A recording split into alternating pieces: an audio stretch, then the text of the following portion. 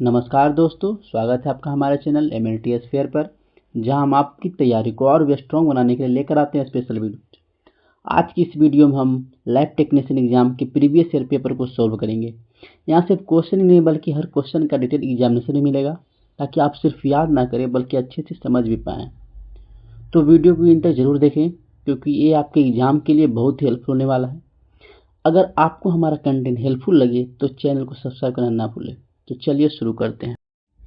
यह हमारा आज का प्रीवियस ईयर का पार्ट 2 होने वाला है। अगर आपने पार्ट 1 नहीं देखा है तो हमारे चैनल में विजिट करके आप देख सकते हैं।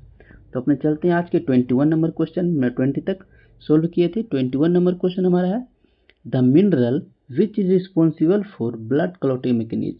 ब्लड क्लॉटिंग मैकेनिज्म के लिए कौन सा मिनरल रिस्पॉन्सिबल है ना। तो चलिए पहले क्वेश्चन को समझते हैं। जब बॉडी में कहीं कट या इंजरी होती है और खून बहने लगता है तो बॉडी एक स्पेशल प्रोसेस को एक्टिवेट करती है, जिसे हम लोग क्या बोलते हैं, ब्लड क्लॉटिंग बोलते हैं।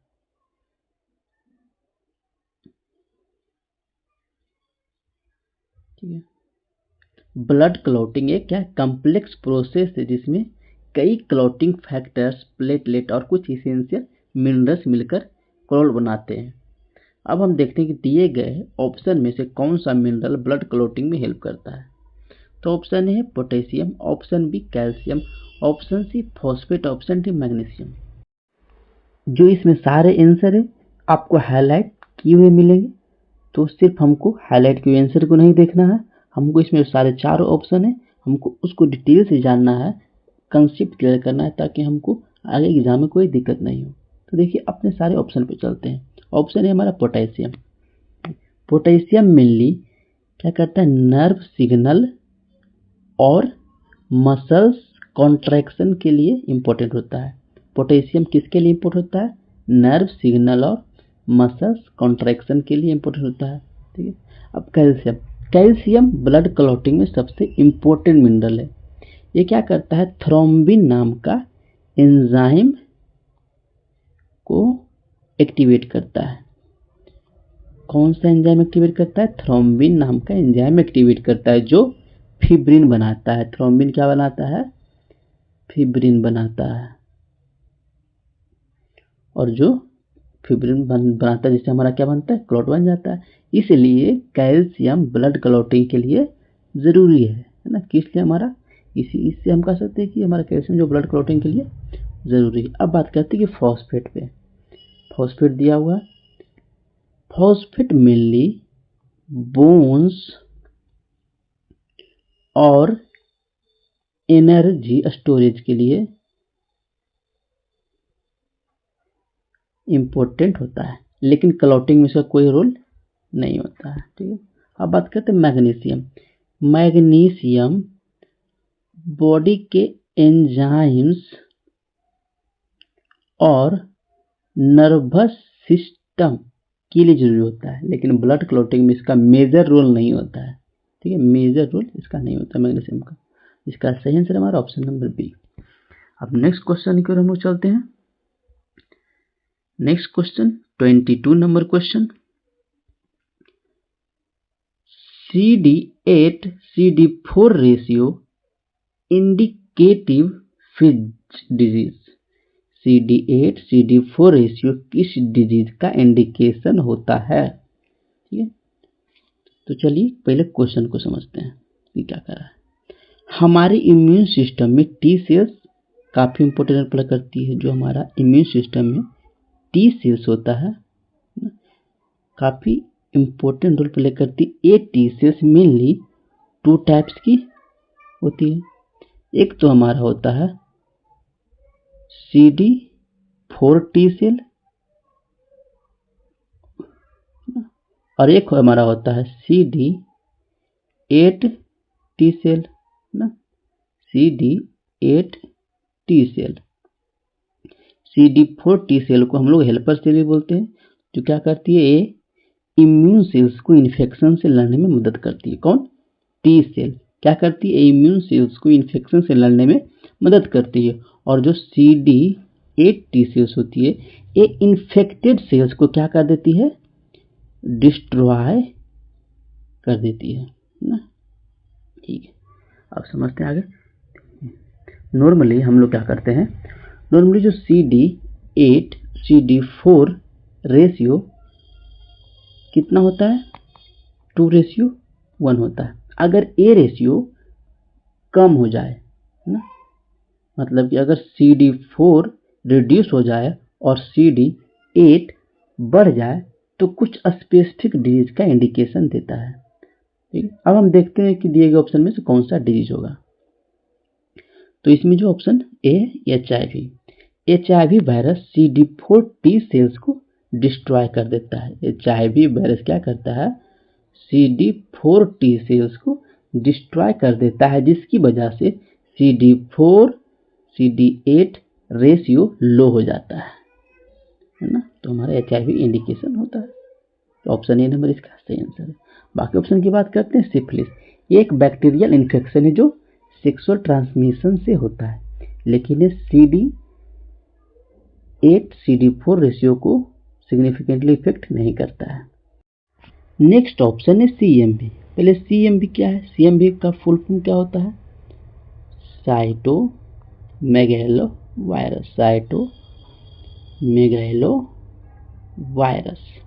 ठीक है, साइटोमेगैलो वायरस। अब CMV virus mainly immune compromise लोगों को करता है, लेकिन जो CD8 CD4 रेशियो है इस पर इसका डायरेक्ट इम्पैक्ट नहीं होता है। अब नेक्स्ट है टीबी। टीबी क्या है, बैक्टीरियल इन्फेक्शन है। बैक्टीरियल इन्फेक्शन है जो लंग्स को अफेक्ट करता है। ठीक है, तो हमारा इसमें कौन सा राइट ऑप्शन है, HIV ना। CD8 CD4 रेशियो लो होता है तो HIV इन्फेक्शन का इंडिकेशन हो सकता है। नेक्स्ट क्वेश्चन हमारा 23 number question, Haemophilus influenza media. Haemophilus influenza को ग्रो करने के लिए कौन सा मीडिया प्रयोग किया जाता है। चलिए पहले क्वेश्चन को समझते हैं। हीमोफिलस इन्फ्लुएंजा, हीमोफिलस इन्फ्लुएंजा एक बैक्टीरिया है जो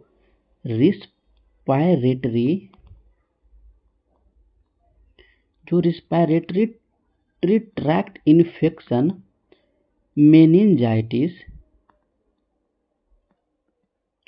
और निमोनिया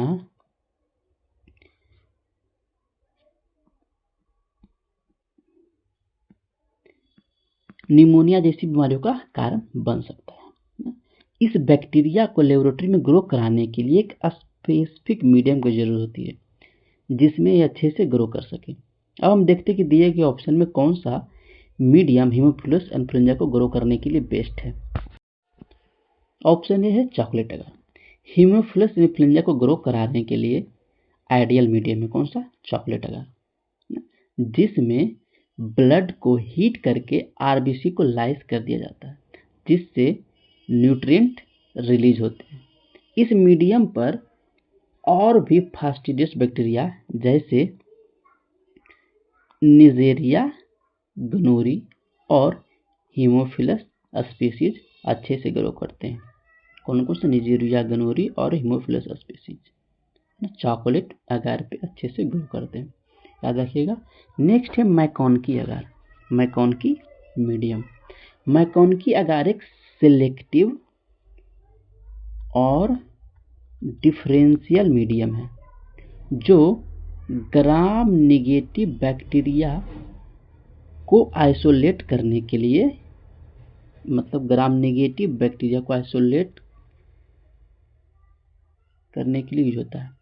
ये इंटेरोबैक्टीरियसी फैमिली बैक्टीरिया ग्रो करने के लिए यूज करते हैं। तो इंटेरोबैक्टीरियसी जो बैक्टीरिया है उसके अंदर कौन कौन सा आता है जिससे कि हम लोग मैकॉनकी मीडिया या मैकॉनकी अगार में यूज करते हैं।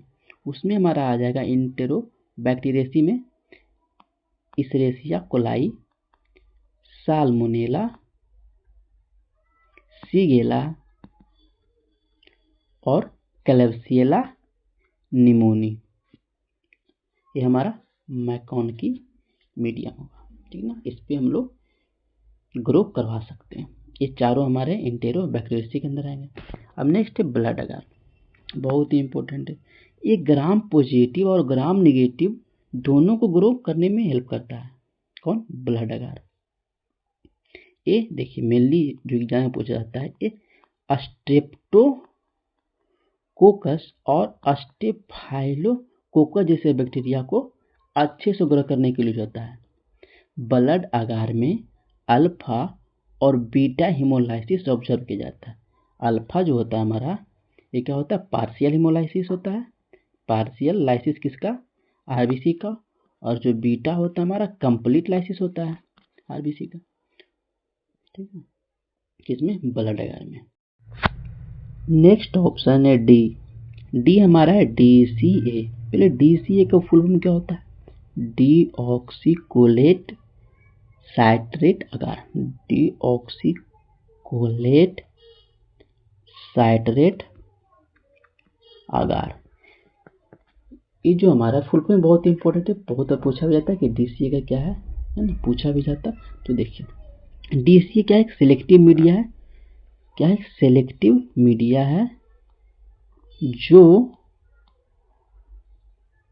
इंटरिक bacteria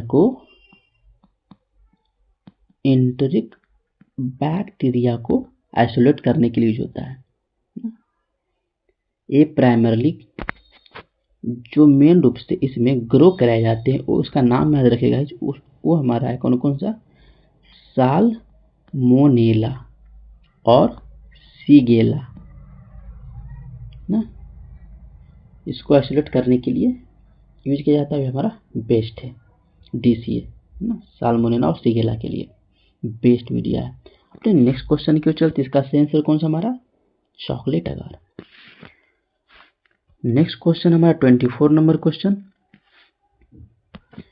sterilisation of endoscope is done by using. ठीक है, चलिए पहले क्वेश्चन को समझते हैं कि इंडोस्कोपलाइजेशन यानी इंडोस्कोप की स्टेरिलाइजेशन किससे की जाती है। इंडोस्कोप एक मेडिकल डिवाइस है जो बॉडी के अंदर देखने के लिए यूज होता है। ये टूल एक फ्लेक्सिबल ट्यूब होती है जो कैमरा से जुड़ी होती है, जिससे डॉक्टर बॉडी के इंटरनल पार्ट को डायरेक्टली देख सकते हैं। अब देखते हैं कि इंडोस्कोप की स्टेरिलाइजेशन के लिए कौन सा मेथड सबसे ज़्यादा यूज होता है। ऑप्शन ए है ग्लूटारेल्डिहाइड। ग्लूटारेल्डिहाइड ये इंडोस्कोप के लिए एक कॉमन स्टेरिलाइजिंग एजेंट है ना। ये क्या है, केमिकल स्टेरिलाइजेशन प्रोसेस में इफेक्टिव होता है। ग्लूटारेल्डिहाइड जो है हमारा केमिकल स्टेरिलाइजेशन, याद रखिए किसमें, केमिकल स्टेरिलाइजेशन प्रोसेस में इफेक्टिव होता है और इंडोस्कोप को डैमेज भी नहीं करता है। ग्लूटारेल्डिहाइड इंडोस्कोप को भी डैमेज नहीं करता है, जिससे हम लोग इसको इससे स्टेरिलाइज कर सकते हैं इंडोस्कोप को। अब बाकी अदर ऑप्शन की बात करते हैं, बहुत अच्छे अच्छे ऑप्शन है। टेंडिलाइजेशन, देखिए इस मेथड में हीट का यूज होता है। इस मेथड में हीट का यूज करके स्लाइसिंग किया जाता है। ये मेथड उन केस में यूज होता है जहां ऑटोक्लेविंग नहीं किया जाता है। ये मेथड जो है टेंडिलाइजेशन वहां यूज किया जाता है जहां हमारा ऑटोक्लेविंग नहीं किया जाता है। ये मेथड एंडोस्कोप के लिए जनरली यूज नहीं होता है ना, किसके लिए, एंडोस्कोप के लिए टेंडिलाइजेशन यूज नहीं होता है। नेक्स्ट है ऑप्शन नंबर सी, ऑटोक्लेव। देखिए ऑटोक्लेव, इसमें हाई हीट पे स्टेरिलाइजेशन होती है। इंडोस्कोप को ऑटोक्लेव में स्टेरिलाइजेशन नहीं किया जा सकता क्योंकि उनका मटेरियल हीट से क्या हो जाएगा, डैमेज हो सकता है। ऑटोक्लेव में जो हीट होगा उससे इंडोस्कोप का जो स्ट्रक्चर है, मटेरियल, उसमें क्या हो जाएगा, डैमेज हो सकता है। ठीक है, तो स्टेरिलाइजेशन से नहीं हो सकता है। Next option D, hot air oven. Hot air oven का यूज किसमें करते हैं, हॉट एयर ओवन का यूज ड्राई हीट स्टेरिलाइजेशन के लिए होता है, जो कुछ मेडिकल इंस्ट्रूमेंट्स को स्टेरिलाइज करने के लिए इफेक्टिव है। लेकिन इंडोस्कोप को हॉट एयर ओवन में स्टेरिलाइज नहीं किया जाता क्योंकि हीट से उनका स्ट्रक्चर और मटेरियल डैमेज हो सकता है। ठीक, तो ऑप्शन नंबर ए हमारा सही ऑप्शन है, ग्लूटारेल्डिहाइड। ठीक है, अपने नेक्स्ट क्वेश्चन की ओर चलते हैं। नेक्स्ट क्वेश्चन हमारा 25 number question, blood content cells separated by which technique. Blood में उपस्थित कोशिकाओं को किस टेक्निक से अलग किया जाता है, सेपरेट किया जाता है। ठीक है, देखिए पहले क्वेश्चन को अच्छे समझते हैं। ब्लड के अंदर अलग अलग टाइप की सेल्स होती है, आरबीसी, डब्ल्यूबीसी, प्लेटलेट। ठीक है, इन सेल्स को एक दूसरे से अलग करना इंपॉर्टेंट होता है, क्योंकि कई बार मेडिकल टेस्ट में इन्हें सेपरेटली एनालाइज करना पड़ता है। ये सेल्स अलग अलग फंक्शन परफॉर्म करते हैं, है ना? जैसे आरबीसी ऑक्सीजन कैरी करते हैं, डब्ल्यूबीसी इन्फेक्शन से लड़ते हैं, प्लेटलेट क्लॉटिंग में हेल्प करते हैं ना?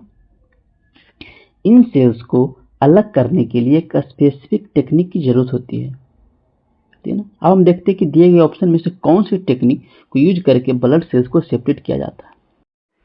ऑप्शन नंबर ए हमारा दिया हुआ है सेंट्रीफ्यूज। तो सेंट्रीफ्यूज में क्या होता है, सेंट्रीफ्यूगेशन। तो सेंट्रीफ्यूगेशन एक टेक्निक है जिसमें सैंपल को हाई स्पीड पे घुमाया जाता है। इस प्रोसेस में हैवी पार्टिकल जैसे आरबीसी जो होता है हमारा नीचे सेटल हो जाता है, और लाइट पार्टिकल जैसे डब्ल्यूबीसी और प्लेटलेट ऊपर रहते हैं। ये टेक्निक ब्लड सेल्स को सेपरेट करने के लिए सबसे ज़्यादा यूज होती है ना? इस बेसिस पे हमारा सेंट्रीफ्यूज ही सही आंसर है। ठीक है, तो बाकी ऑप्शन की बात करते हैं। नेक्स्ट ऑप्शन है स्पेक्ट्रोफोटोमीटर। स्पेक्ट्रोफोटोमीटर क्या है, एक डिवाइस है जो लाइट को पास करके सैंपल को एब्जॉर्बेंस मेजर करता है। देखिए, स्पेक्ट्रोफोटोमीटर एक डिवाइस है जो लाइट को पास करके सैंपल का क्या करता है, एब्जॉर्बेंस मेजर करता है ना? ये मेथड ब्लड सेल्स को सेपरेट करने के लिए यूज नहीं होता, बल्कि ये ब्लड के स्पेसिफिक कंपोनेंट जैसे हीमोग्लोबिन का कंसंट्रेशन मेजर करने के लिए यूज होता है ना? जो हीमोग्लोबिन का कंसंट्रेशन है उसको मेजर करने के लिए यूज होता है। कौन, स्पेक्ट्रोफोटोमीटर। सेपरेट करने के लिए नहीं होता।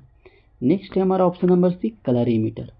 अच्छे समझिएगा कि कलरीमीटर क्या है। देखिए, कलरीमीटर भी एक डिवाइस है जो सैंपल का कलर मेजर करता है। ये मेनली कलर मेजर करके सब्सटेंस का लेवल या क्या करता है, ये मेनली कलर को मेजर करके सब्सटेंस का लेवल जो होता है उसको क्या करता है, एनालाइज करता है। नेक्स्ट ऑप्शन है वोर्टेक्सिंग। वोर्टेक्सिंग एक मिक्सिंग टेक्निक है, जिसमें सैंपल को स्विर्ल किया जाता है यानी घुमाया जाता है, लेकिन इसमें ब्लड सेल्स को सेपरेट नहीं किया जाता है। ये टेक्निक सैंपल को मिक्स करने के लिए यूज होती है, जैसे कि रिएजेंट्स को मिक्स करना ना। इसमें वोर्टेक्सिंग में याद रखिएगा, रिएजेंट्स को मिक्स करने के लिए यूज करते हैं। ठीक है, इसको हम लोग वोर्टेक्सिंग कहते हैं।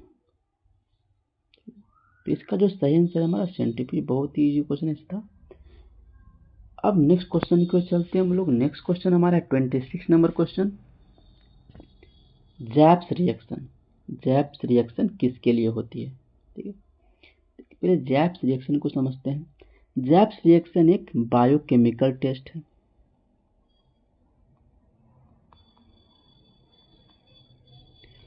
जो क्रिएटिनिन को मेजर करने के लिए यूज होता है। इस टेस्ट में क्रिएटिनिन यूरिक एसिड नहीं आएगा, picric acid, creatinine picric acid के बीच रिएक्शन होता है। किसके बीच, क्रिएटिनिन किससे रिएक्शन करता है, पिक्रिक एसिड के बीच रिएक्शन होता है, जिसमें एक रेड कलर्ड कॉम्प्लेक्स बनता है। कौन सा, रेड कलर्ड कॉम्प्लेक्स बनता है। ये रिएक्शन सीरम क्रिएटिनिन लेवल को एसेस करने के लिए लैब में यूज किया जाता है, जो किडनी फंक्शन को इवेल्युएट करने में हेल्प करता है ना। अब हम देखते हैं कि दिए गए ऑप्शन में कौन सा सब्सटेंस जैप्स रिएक्शन से रिलेटेड है। ऑप्शन है क्रिएटिनिन। क्रिएटिनिन के लिए जैप्स रिएक्शन होता है ना, क्रिएटिनिन के लिए जैप्स रिएक्शन किया जाता है।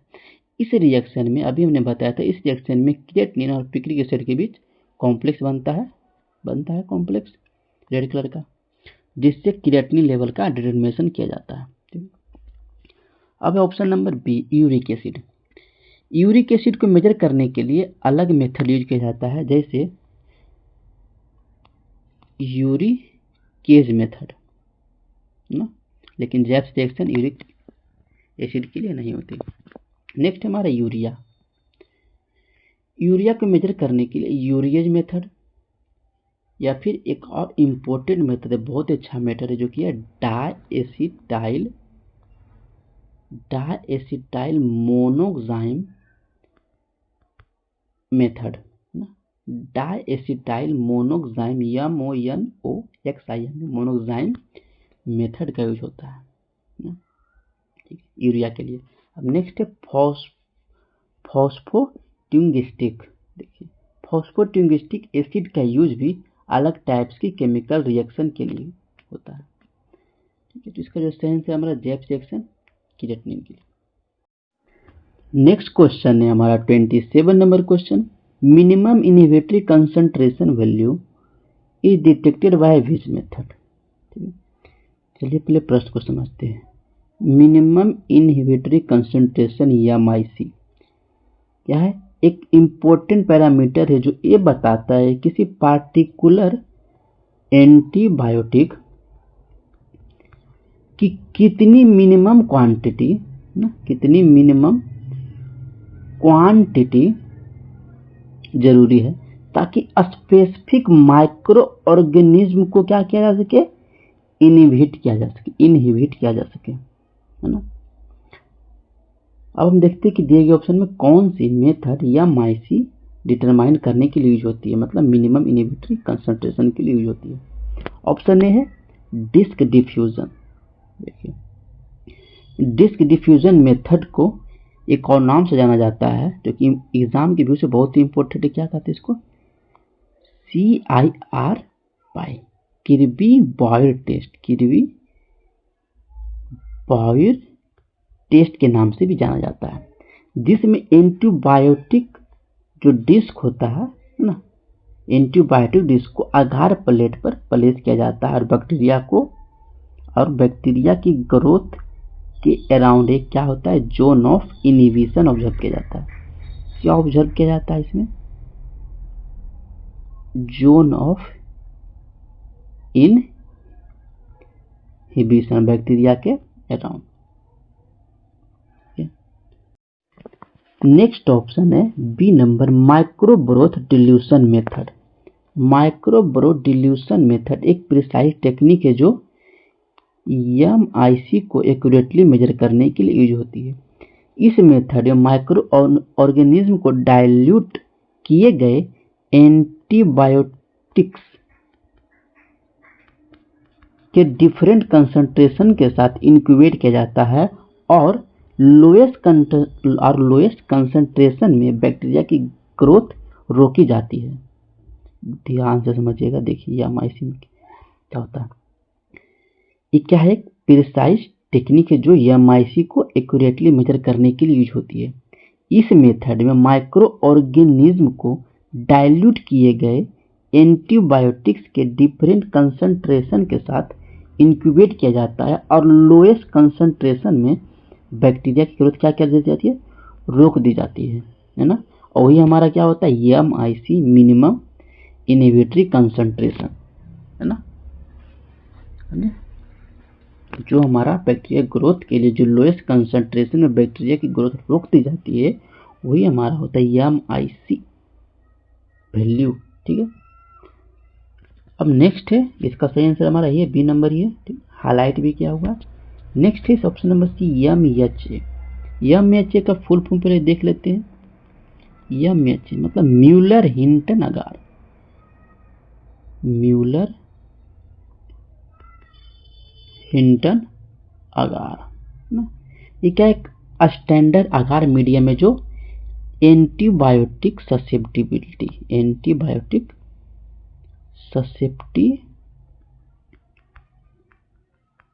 के लिए यूज होता है, लेकिन ये मेथड MIC मेजर नहीं करता है, ठीक है। Next option number D lawn culture. क्या है लॉन कल्चर? लॉन कल्चर एक मेथड है जिसमें अगार प्लेट पर बैक्टीरिया को स्प्रेड किया जाता है, लेकिन ये भी एमआईसी मेजर नहीं करता। तो ऑप्शन नंबर बी इसका सही आंसर है। अब नेक्स्ट क्वेश्चन की ओर चलते हैं हम लोग। नेक्स्ट क्वेश्चन हमारा 28 number question. In Albert stain after staining green colour वेसेलाई brown black colour metachromatic granules seen in. अपने पहले क्वेश्चन को समझते हैं। देखिए अल्बर्ट स्टेन में जब ग्रीन कलर वेसेलाई स्टेन किए जाते हैं और brown black colour metachromatic granules देखे जाते हैं, तो किस बैक्टीरिया में देखा जाता है? देखिए अल्बर्ट स्टेन क्या स्पेशल स्टेनिंग मेथड है जो मेटाक्रोमेटिक ग्रेन्यूल्स को डिटेक्ट करते हैं ना, उसी के लिए यूज होता है। इस स्टेनिंग मेथड में देखिए ध्यान से, इस स्टेनिंग मेथड में बेसिलाई होता है उसको ग्रीन कलर मिलता है और मेटाक्रोमेटिक ग्रेन्यूल्स को ब्राउन ब्लैक कलर होता है। ठीक है, अब दिए गए ऑप्शन में किस बैक्टीरिया में ये ग्रेन्यूल्स देखे जाते हैं? तो ऑप्शन नंबर है हमारा कॉर्निबैक्टीरियम डिप्थीरी। देखिए कॉर्निबैक्टीरियम डिप्थीरी में दिखाई देता है। ठीक है, ये बैक्टीरिया डिप्थीरिया के कॉजेटिव एजेंट है। जो कॉर्निबैक्टीरियम डिप्थीरिया किसकी कॉजेटिव एजेंट है? डिप्थीरिया के, नाम में ही है ना। और इनके ग्रेन्यूल्स को आइडेंटिफाई करने के लिए अल्बर्ट स्टेन का यूज किया जाता है, कॉर्निबैक्टीरियम डिप्थीरिया के। ठीक है, बहुत ईजी क्वेश्चन है ना। अब देखिए बाकी ऑप्शन की बात करते हैं। क्लोस्ट्रीडियम बैक्टीरिया खासकर कौन कौन? क्लोस्ट्रीडियम टिटैनी और क्लोस्ट्रीडियम पर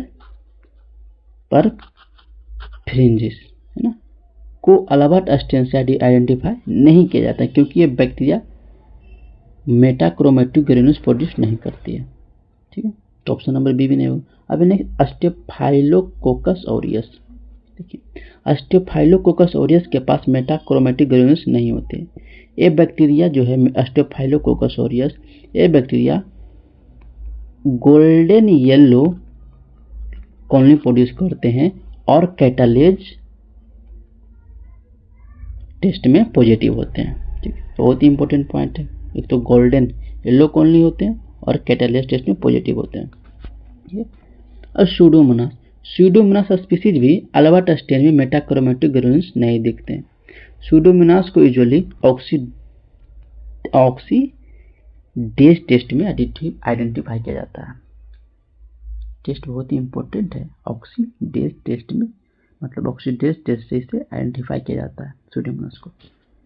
अब अपने नेक्स्ट क्वेश्चन की ओर चलते हैं। नेक्स्ट क्वेश्चन हमारा 29 number question.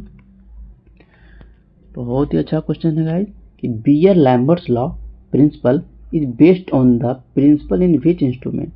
Beer Lambert's law किस इंस्ट्रूमेंट के प्रिंसिपल पर बेस्ड है? देखिए क्वेश्चन को अच्छे समझते हैं।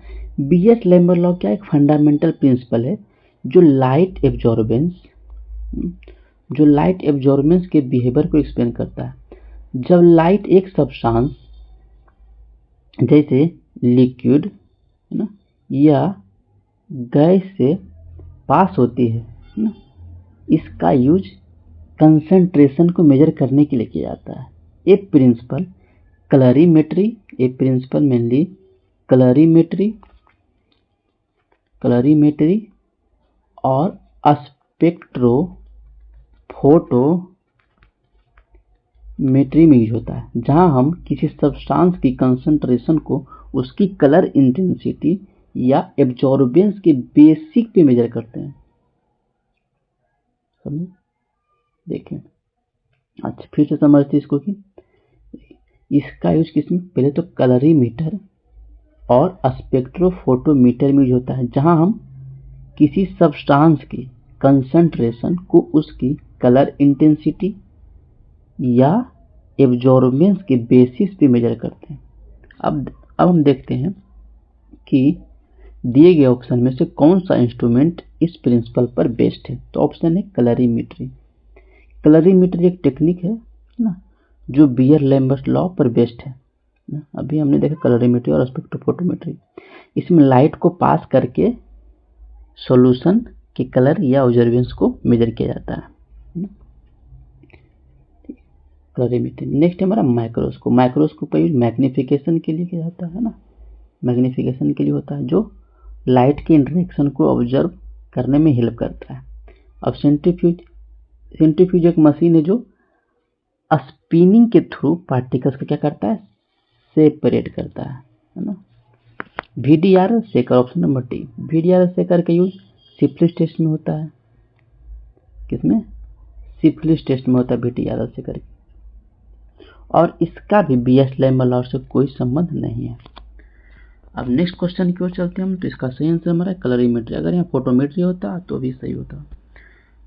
नेक्स्ट क्वेश्चन हमारा 30 number question. In urine ketone bodies detected by. Urine में कीटोन बॉडीज का पता किस टेस्ट से चलता है? कीटोन बॉडीज जैसे एसीटोएसीटेट, कीटोन बॉडीज जैसे एसीटोएसीटेट, बीटा हाइड्रोक्सी ब्यूटरेट और एसीटोन, है ना, क्या कीटोन बॉडीज है ना। तो ये वो कंपाउंड होते हैं जो बॉडी में कार्बोहाइड्रेट के शॉर्टेज के कारण फैट मेटाबॉलिज्म से बनते हैं। देखिए, एक कंडीशन अक्सर डायबिटीज या स्टार्वेशन के दौरान होती है। एक कंडीशन कब होती है? डायबिटीज या स्टार्वेशन के दौरान। जब बॉडी में कार्बोहाइड्रेट का यूज नहीं कर पाती तब फैट क्या करता है, तो फैट को एनर्जी के लिए ब्रेक डाउन किया जाता है और इस प्रोसेस से कीटोन बॉडीज का प्रोडक्शन बढ़ जाता है ना। कीटोन बॉडीज को यूरिन डिटेक्ट करने के लिए एक स्पेसिफिक टेस्ट की जरूरत पड़ती है, जो हम ऑप्शन में देखते हैं अब। तो हमारा ऑप्शन नंबर है रोथराज टेस्ट। रोथराज टेस्ट एक केमिकल टेस्ट है जो यूरिन में कीटोन बॉडीज को डिटेक्ट करने के लिए करते हैं। इस टेस्ट में हमारा सोडियम,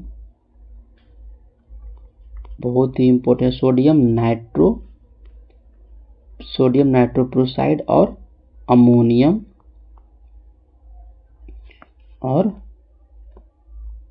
अमोनियम सल्फेट का यूज करके कीटोन बॉडीज का आइडेंटिफाई किया जाता है। किसका यूज करके? सोडियम नाइट्रोप्रोसाइड और अमोनियम सल्फेट का यूज करके कीटोन बॉडीज को आइडेंटिफाई किया जाता है। ठीक है। नेक्स्ट है ग्लूकोज इन यूरिन। देखिए, ग्लूकोज इन यूरिन का टेस्ट ग्लाइकोसूरिया को डिटेक्ट करता है, जो डायबिटीज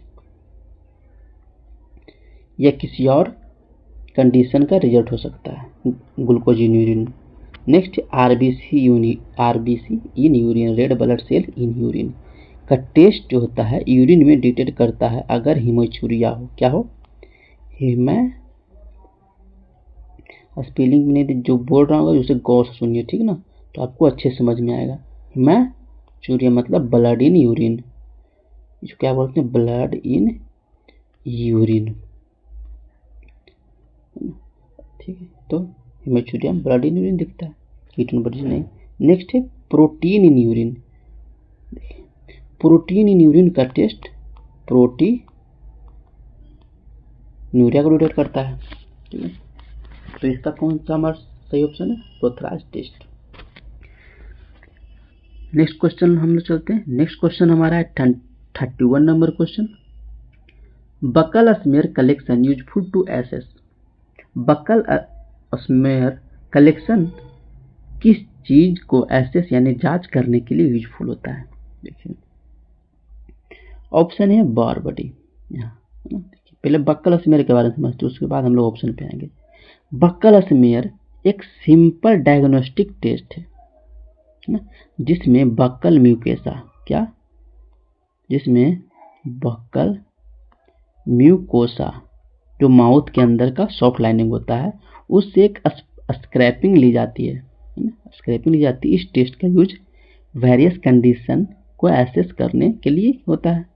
इस प्रोसेस में एक स्मॉल सैंपल लेकर माइक्रोस्कोप के अंडर स्टडी किया जाता है ना। तो ऑप्शन के अनुसार कौन सा डिटेक्ट होगा? ऑप्शन नंबर है बार बॉडी। बार बॉडी, देखिए बार बॉडी क्या है, बहुत ही इसको, बार बॉडी एक इनएक्टिव, इससे भी क्वेश्चन बनता है एग्जाम में, इनएक्टिवेटेड एक्स, क्या है, x chromosome, inactivate x chromosome जो फीमेल में प्रेजेंट होता है ना, कि मेल में किसे प्रेजेंट होता है, फीमेल में। अब बक्कल स्मीयर में बार बॉडी का प्रेजेंस इजीली डिटेक्ट किया जा सकता है क्योंकि फीमेल सेल्स में इनएक्टिवेटेड एक्स क्रोमोसोम होता है जो बार बॉडी के रूप में दिखाई देता है। जो हमारा एक्स क्रोमोसोम होता है किस रूप में दिखाई देता है? बार बॉडी के रूप में दिखाई देता है। तो ऑप्शन नंबर ये हमारा सही है। अब ऑप्शन नंबर बी हम देखते हैं Negri body. Negri body rabies virus से एसोसिएटेड है, किससे? रेबीज वायरस से, रेबीज वायरस से एसोसिएटेड होते हैं और ये ब्रेन सेल्स में प्रेजेंट होते हैं। प्रेजेंट कहाँ होते हैं? हमारा ब्रेन सेल्स में प्रेजेंट होते हैं, ना कि बक्कल म्यूकोसा में। ये जो बॉडीज है रेबीज के डायग्नोसिस के लिए ब्रेन टिश्यू में देखे जाते हैं। ठीक है, next option epithelial cells abnormalities, ना, epithelial cell abnormalities, buccal smear से एपिथेलियल सेल एबनॉर्मलिटीज को डिटेक्ट किया जा सकता है। देखिए बक्कल स्मीयर जो लेते हैं उससे हम लोग एपिथेलियल सेल एबनॉर्मलिटीज को डिटेक्ट किया जा सकता है, जैसे इन्फेक्शन, बहुत इंटरेस्टिंग ऑप्शन दिया गया है, जैसे कि इन्फेक्शन, इन्फ्लामेशन या फिर कैंसर के अर्ली साइंस कुछ है उसमें। लेकिन ये ऑप्शन बार बॉडी के कंपेरिजन में ज़्यादा स्पेसिफिक नहीं है। ये ऑप्शन पार्शियली तो करेक्ट हो सकता है लेकिन प्राइमरली पर्पस हम किसको देंगे? बार बॉडी को, है ना कि एपिथेलियल सेल एबनॉर्मलिटीज को। नेक्स्ट हमारा option number D cancer cell. Cancer cell को डिटेक्ट करने के लिए एडवांस टेक्निक जैसे कि पैप स्मीयर या बायोप्सी का यूज किया जाता है। ठीक है, तो इसका ऑप्शन नंबर ए सही है, बार बॉडी। अब हम अपने नेक्स्ट क्वेश्चन की ओर चलते हैं। 32 नंबर क्वेश्चन। 32 नंबर क्वेश्चन है number of moles in litre of solution. ये क्वेश्चन है आपका केमिस्ट्री से दिया गया था आपके एग्जाम में, है ना। देखिए सॉल्यूशन के लीटर मोल्स की संख्या को क्या कहते हैं, ये हमारा क्वेश्चन पूछा गया यहाँ पे। पहले क्वेश्चन को अच्छे समझते हैं। देखिए जब हम किसी सॉल्यूशन की कंसंट्रेशन को डिस्क्राइब करते हैं, जब हम किसी सॉल्यूशन की कंसंट्रेशन को डिस्क्राइब करते हैं, है ना, तो डिफरेंट यूनिट्स का ही होता है, जिसे मोल्स पर लीटर या मोल्स पर किलोग्राम। अगर हम स्पेशल मोल्स पर लीटर की बात करें तो हम मोलारिटी की बात कर रहे हैं। ठीक है, अब ऑप्शन पर समझते हैं हम लोग। देखिए ऑप्शन ने हमारा दिया है मोलारिटी। मोलारिटी एक ऐसी यूनिट है जो सॉल्यूशन में, अच्छे समझिएगा, ऑप्शन है मोलारिटी एक ऐसी यूनिट है सॉल्यूशन में मोल्स ऑफ सॉल्यूट को लीटर ऑफ सॉल्यूशन के साथ रिलेट करती है। इसे हम लोग कैपिटल एम से, किसे, कैपिटल एम को हम लोग मोलारिटी बोलते हैं। तो मोलारिटी का फॉर्मूला हमारा क्या हो गया? Moles of solute divided by litre of solution. ठीक है, लीटर ऑफ सॉल्यूशन, ये हमारा मोलारिटी है। यही पूछा था, moles in litre of solution is equal to molarity. ठीक है, अब ऑप्शन नंबर बी है मोलालिटी। यहाँ क्या मोलालिटी, ना कि मोरालिटी, मोलारिटी नहीं है, मोलालिटी, है ना। अब मोलालिटी क्या है? मोलालिटी पहले हम लोग बताते हैं, यूनिट हम लोग स्मॉल एम से करते, इसको हमने कैपिटल एम से डिनोट किया और इसको हम लोग स्मॉल एम से डिनोट करते हैं। मोलालिटी, यह मोल्स ऑफ सॉल्यूट, क्या मोल्स ऑफ सॉल्यूट को किलोग्राम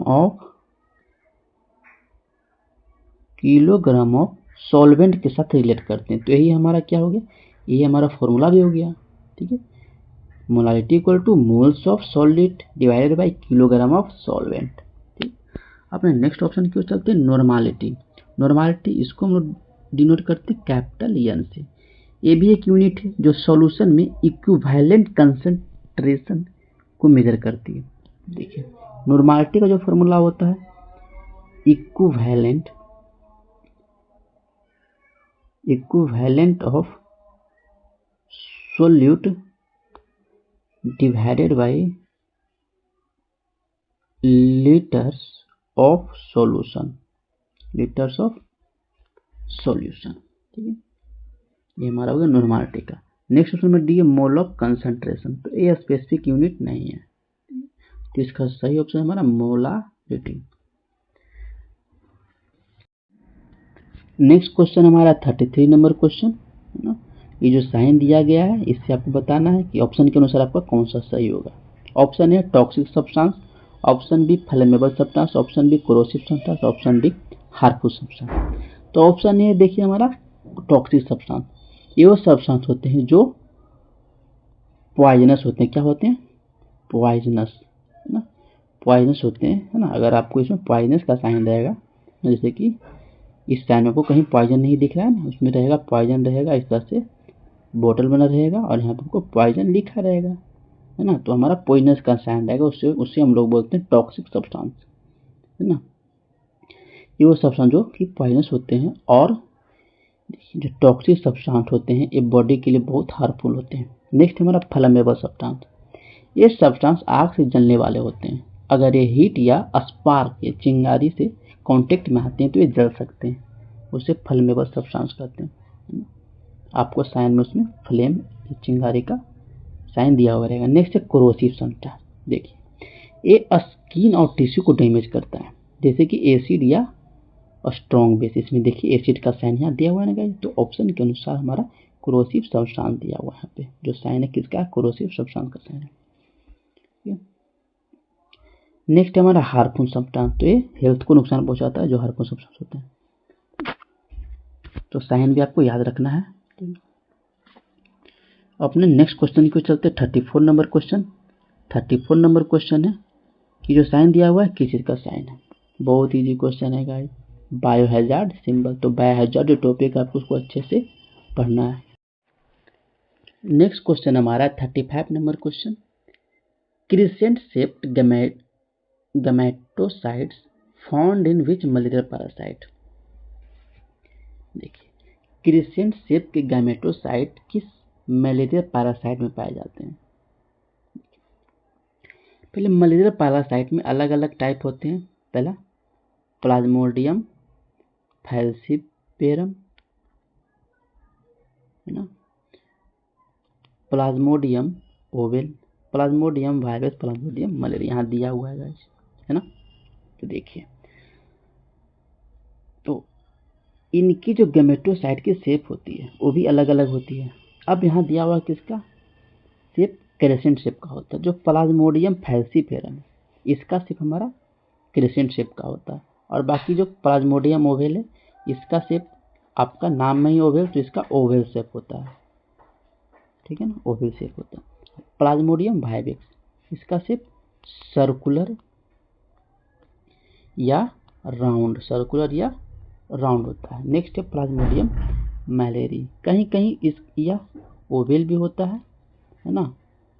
इनका शेप जो होता है ओवेल के क्लोज होता है लेकिन थोड़ा सा छोटा होता है। सो गाइज आज का हमारा पेपर जो था सॉल्व हो गया है ना। यह जो था महाराष्ट्र का प्रीवियस ईयर पेपर था। अब इसके बाद हम लोग किसी और स्टेट के जो या फिर एम्स के रहेंगे उसके पेपर हम लोग सॉल्व करेंगे। ठीक है, तो मिलते हैं अपने नेक्स्ट वीडियो में।